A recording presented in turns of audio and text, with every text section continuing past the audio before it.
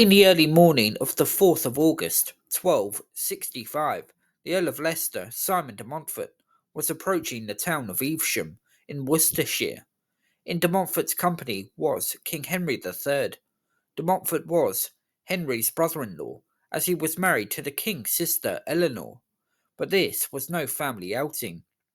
Having been one-time friends, de Montfort and Henry were now enemies, and for the last year, de Montfort held the upper hand. Having grown sick of the king's incompetent rule, de Montfort and his fellow barons defeated a royalist army at the Battle of Lewes in 1264. De Montfort became the main power in England, and as he headed towards Evesham, Henry alongside him, the king was effectively his prisoner. On arriving in Evesham, the king demanded that he be allowed to eat breakfast, which he did.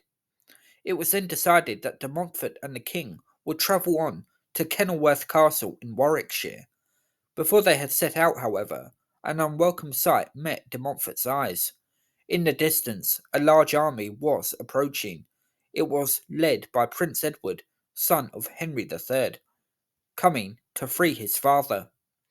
Edward had also been de Montfort's captive, but managed to escape.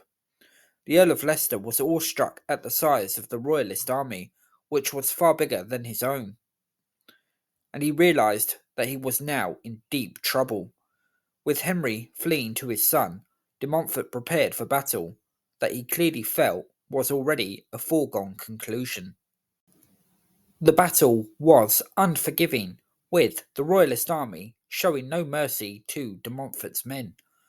Most of his army was wiped out, including de Montfort's son Henry and a man named Hugh Despenser, the grandfather of a nobleman of the same name who would cause such trouble during the reign of King Edward II.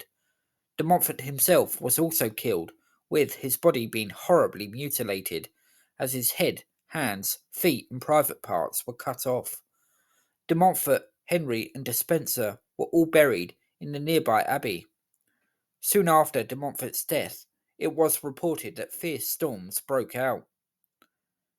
So Henry III was restored to power, with all of the credit going to his son Prince Edward rather than the hapless king. And Simon de Montfort, the man who would help shape the future of a democratic parliament in England, was no more.